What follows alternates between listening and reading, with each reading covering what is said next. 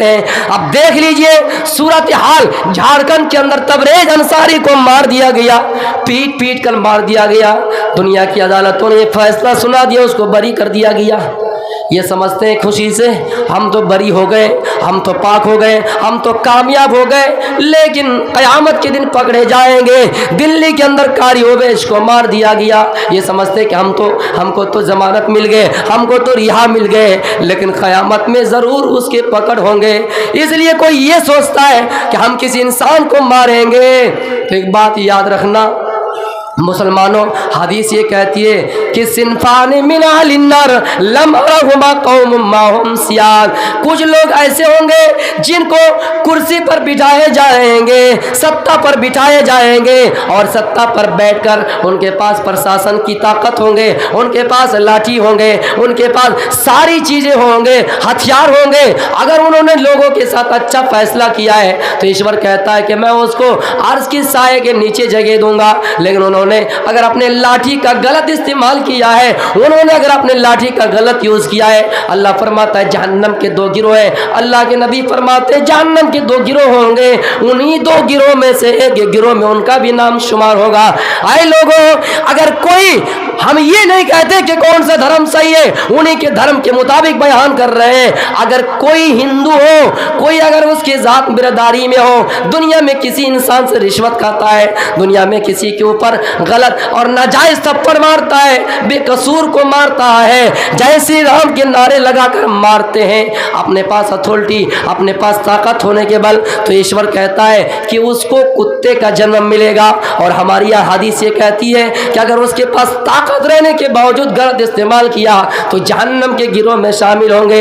लिहाजा अगर आप चाहते हैं कि जहन्नम के इन गिरोह में शामिल नहीं होंगे और इस चीज़ से बचकर जन्नत की तरफ माइल होंगे, तो आपको ऐसा नहीं करना है, बल्कि जहां आपको सही हक करना, जहां आपको आपके ही पक्ष में फैसला करना वहां कीजिए, जहां आपको लग रहा है कि हमें दूसरे के पक्ष में करना चाहिए वहां कीजिए। ये नहीं देखिए इंसाफ के मामले में कि कौन मेरा भाई है, कौन मेरे वालिद है, आप इंसाफ सही तरीके से कीजिए। इसी चीज का नाम तो है इस्लाम, इसी चीज का नाम तो है अमन व अमान। इस्लाम तो हमेशा ये सिखाता है कि आप हमेशा लोगों को भाईचारा का पैगाम दीजिए, हमेशा लोगों को अखलाक से जुड़िए, हमेशा लोगों के दरमियान रिश्ता कायम रखिए। इस्लाम तो ये कहता है, और इस्लाम ये कहता है अगर आपके सामने आपके इलाके में मुसलमानों की तादाद ज़्यादा है और हिंदू भाई की तादाद कम है, इसका मतलब ये नहीं आप उसके खिलाफ फैसला करें। और हाँ, अगर कहीं हिंदू भाई ज़्यादा है तो उनको भी, उनकी किताब ये नहीं कहती है कि मुसलमान के ऊपर गलत फैसला किया जाए।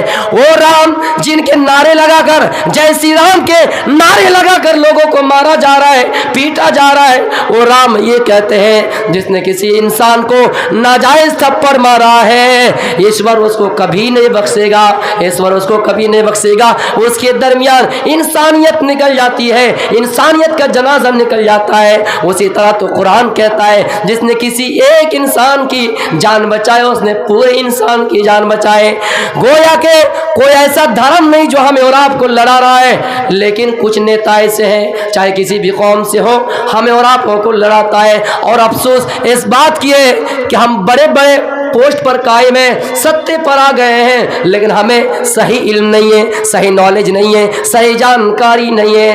आओ मैं आपको जो कर्नाटका के मामले में हिजाब का मुद्दा उठाया जा रहा है, और इलेक्शन के मौके पर ये हिजाब का मुद्दा उठाया जाता है, इलेक्शन के मौके पर ये आवाज़ उठनी चाहिए, इस मुद्दे पर बात करनी चाहिए। जो बेरोजगार है उसको रोजी कैसे मिले, जो बेचारा गरीब है उसके घर में खाना कैसे पहुँचे, जो किसान है उनके खेत में अनाज, उनके खेत में खाद पदार्थ कैसे पहुंचे, इस मुद्दे पर आवाज उठनी चाहिए। लेकिन जैसे इलेक्शन का मौका आता है, इलेक्शन का वक्त आता है, यही धर्म के मामले में लोगों को लड़ाया जाता है, मुसलमान हिंदू कराया जाता है, मस्जिद मंदिर कराए जाते हैं। और ये फैसला आपके सामने 15 मार्च को रिजल्ट आ चुका है, हाई कोर्ट कर्नाटका ने आपके सामने फैसला रख दिया है कि इस्लाम में हिजाब कोई अनिवार्य नहीं है, कोई अनिवार्य नहीं है। मुझे अफसोस इस पर नहीं कि उन्होंने कुरान की तालीमात को नहीं जाना, मुझे अफसोस इस बात पर है कि उन्होंने संविधान को भी ठुकराया।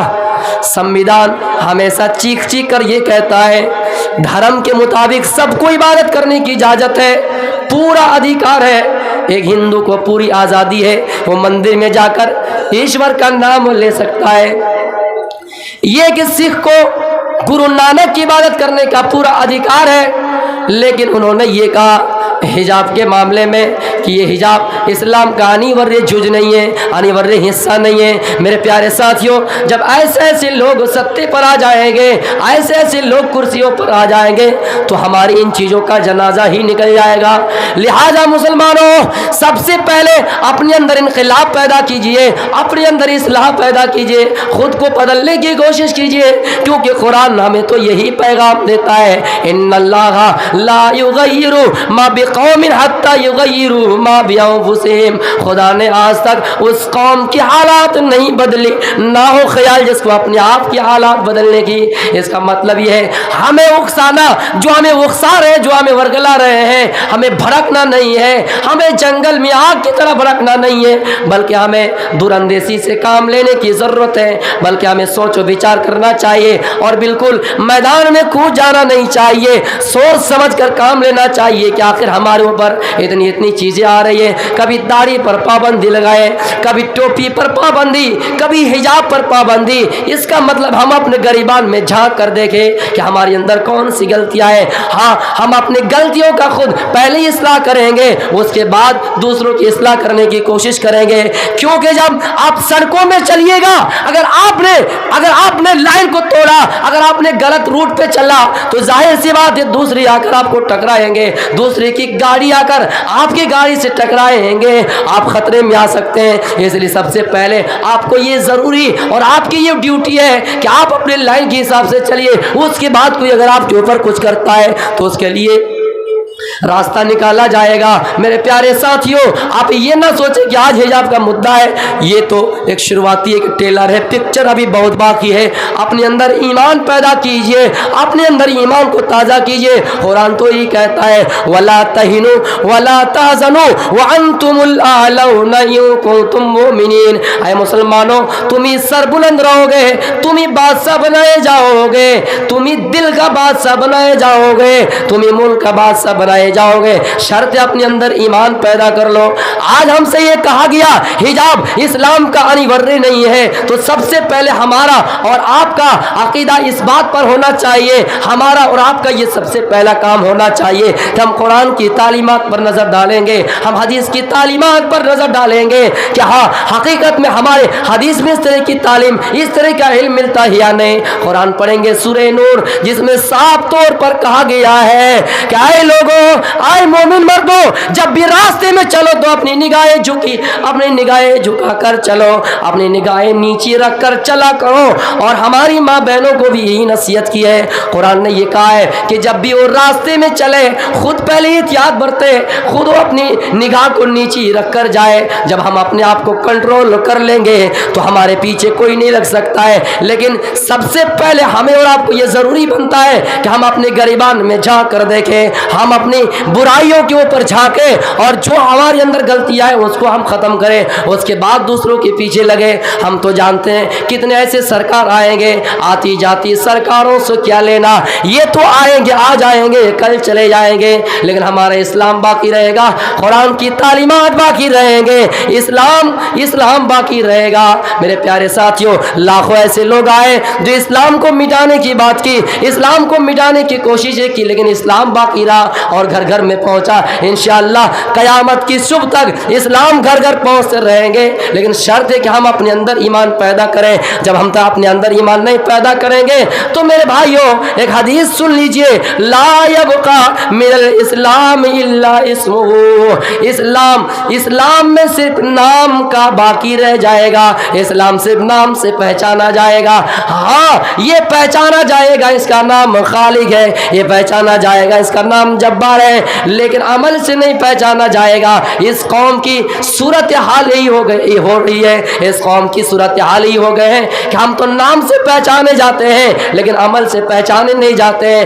آئیے غیر مسلموں کو اگر ہم سے نفرت اور دشمنی ہے، کسی مسلمان کے دشمنی نہیں ہے، کسی مسلمان سے نفرت نہیں ہے، بلکہ مسلمان کے اچھے اعمال سے نفرت ہے، مسلمان کے اسلامی تعلیمات پر نفرت ہے۔ اس لیے مسلمانوں، سب سے پہلے آپ کو یہ ضروری ہے کہ ہم اپنے آپ کو پہلے انقلاب لائیں, ہم اپنے اندر سدھار لائیں. انشاءاللہ حالات ایسے آئیں گے بالکل امن و امان قائم ہوگا, ہمارے ملک میں امن و امان قائم ہو جائیں گے, اور یہ لاکھوں بھیڑیے پیدا ہوں گے اور یہ بھیڑیے چلے جائیں گے.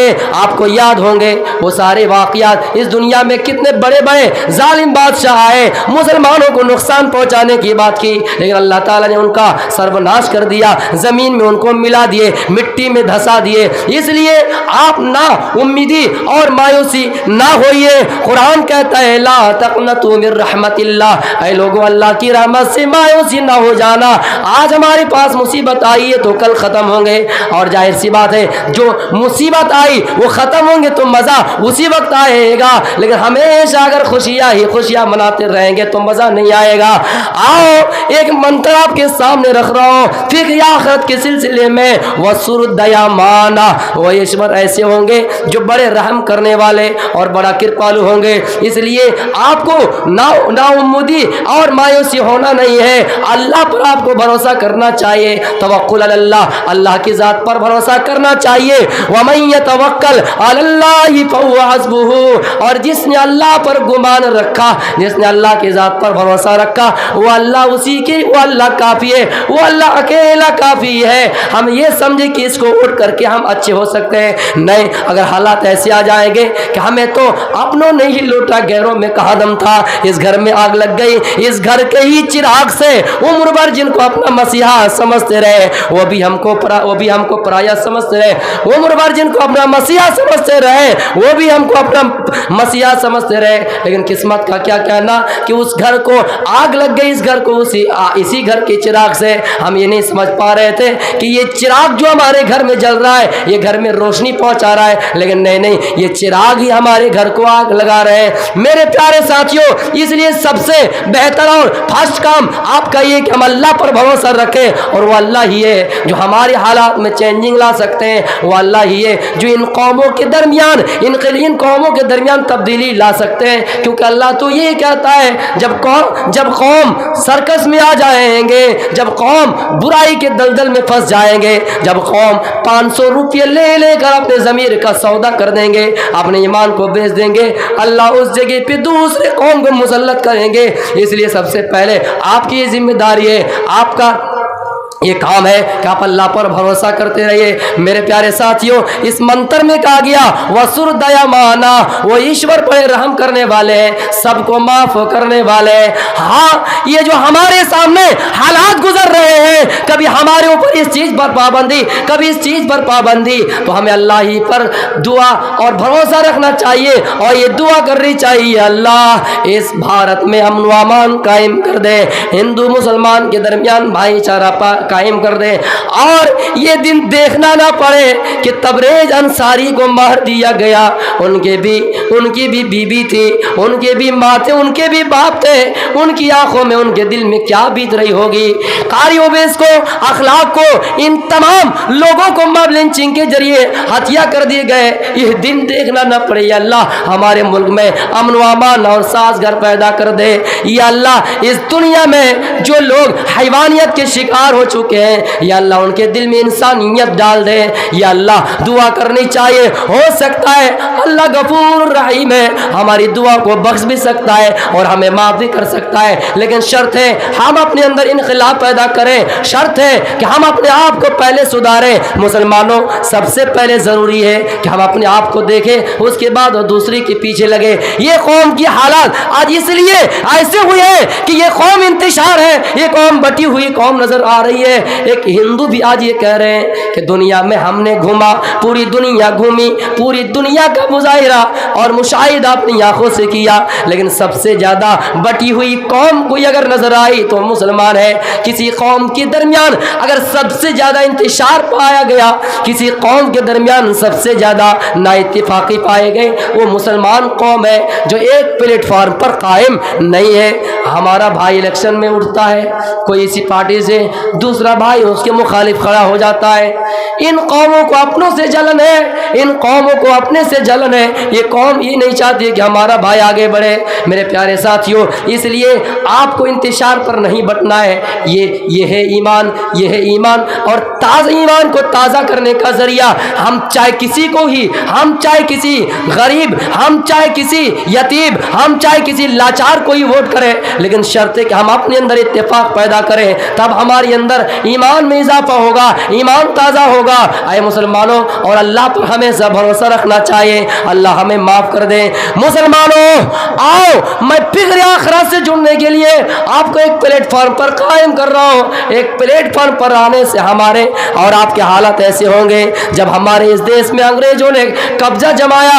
ہم ہی تھے, آپ ہی تھے جنہوں نے سب آپس میں ایکتا ہو کر, جنہوں نے آپس میں ایک ہو کر انگریزوں کو اس ملک سے بھگانے میں کامیابی حاصل کیے. ہم ہی تھے جنہوں نے اس دیش میں ایکتا ہونے کے لیے اپنا خون بہائے. میرے پیارے ساتھیوں, آج اسی طرح سخت ضرورت ہے بھارت کو بچانے کے لیے, بھارت کے سنویدھان کو بچانے کے لیے کہ ہم ایک پلیٹ فارم پر قائم ہیں اور اللہ پر بھروسہ رکھنا چاہیے, دعا کرنی چاہیے. آئے اللہ, ہمارے بھارت میں جو یہ دہشت گردی, بھارت میں خون خرابہ, آپس میں ایک دوسرا انتشار پر بٹے ہوئے ہیں, یہ اللہ سب کو ایک پلیٹ فارم پر قائم. وَسُرْدَ یَمَانَ, وہ ایشور بڑے رحم کرنے والے ہوں گے, وہ ایشور بڑے رحم کرنے والے ہوں گے.